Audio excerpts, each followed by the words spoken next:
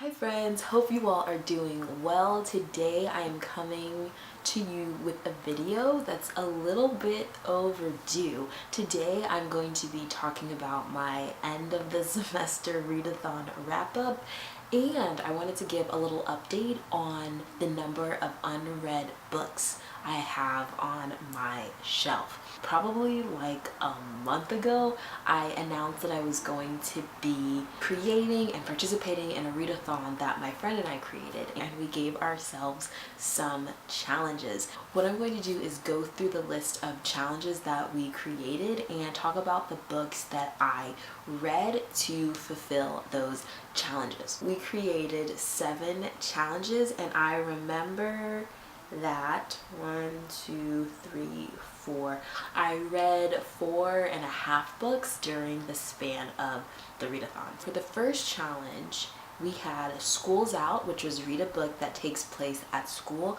I read A Separate Peace by John Knowles. The book was set in New England, and we're following these male students. There are 2 students that we're really focusing on. I can't remember their names, but I can tell you that one of them is pretty much this natural born leader. He has all these ideas, he has this charisma, and people just follow him and they really just latch on to everything that he says.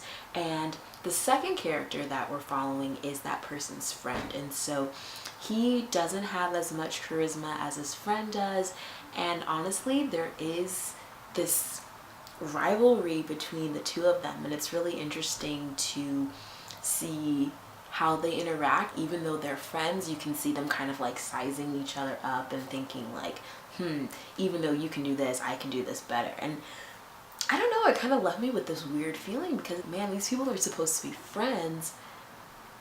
What is it that they really think about each other? And it really made me think about how many people are in friendships where they're not completely supportive of each other, where they're actually in competition with the other one and they're actually not thinking about that other person's best interest. Honestly, it just makes you think. There are some parts of the book where it's like, oh my gosh, did this really just happen? And while I was reading it, I was just thinking about friendships, what that looks like, and how your peer relationships, how big of an impact they have on you, especially when you are in school. The next challenge that we had is pull an all-nighter, which is to read a book in one day or one night, and I'm actually going to pair this challenge with another one called Lecture, which was listen to an audiobook. For those 2 challenges, I listened to Dear Ajuele or A Feminist Manifesto in 15 Suggestions. This small book is by Chimamanda Ngozi Adichie, and in the book she is speaking to her friend who just had a daughter, and so Chimamanda is writing these 15 suggestions that will help her friend raise her daughter to become a feminist. And it just was such a wonderful read, or a wonderful listen, and it just goes through just like different tips for everyone. So I know one of them had to do with making sure that the daughter had a lot of positive female role models in her life, and in addition to that, it talked about having a lot of positive male role models. It also discussed relationships and making sure that she knew her own worth and wouldn't let other people tell her who she should be or what her value is. I very much enjoyed it. As soon as I physically can, I definitely want to purchase that for myself. And what I really like is that these 15 suggestions are definitely things that make sense. Like, these things are common sense, but at the same time, sometimes in the hustle and bustle of life, we forget to really think about the things that are important to us and think about those things that not only help you to think of yourself as a feminist, but it also just helps you to really see your own worth and really figure out how to build up these young people in the generations to come so that they can be these amazing individuals when they grow up. The next challenge is study abroad, which is read a book that takes place in another country. For that challenge, I read Things Fall Apart by Chinua Achebe. This book is set in Nigeria, and we are following this man in an Igbo village, and this may or may not be spoilery, so I'm just gonna say spoiler alert right now. So there are two halves to this book. The first half talks about this man and how he is this leader in his village, and a lot of people look up to him and they look at him as this example of strength. However, something happens and he gets exiled from that village. The second half of the book talks about his exile and then what that village looks like and what it becomes in his absence. During the second half of the book, you do see the impact of Western missionaries in that village, and that part I think was a lot for me, and just seeing how because of these people's ideas and because of a certain ideology, then an entire village can change. And because one person thinks because we do X, Y, and Z, our way of being is much better than people who have been living in a certain land for like hundreds, thousands of years. I will say the beginning was a little bit difficult to read because, and I mean it makes sense because the book is focusing on a traditional village, and so you're reading about a lot of misogynistic tendencies and misogynistic characters and behaviors, and it's like it really was difficult reading it. However, I'm glad that I was able to push through because there's so much I think that can be gained from that. I think another thing that was wonderful about the book was the fact that this, I'm assuming, I could be wrong, it seemed like that was one of the first books that became mainstream that was talking about the people of an African country, and we are reading about it from an African author. The way that the story was told was in a very humanizing way. It wasn't as if we were reading about these savages. These were real people who were living their lives in these villages, and so I think that's really amazing to think about while reading. The next challenge that I was able to complete was called Finals, which was read the final book in a series.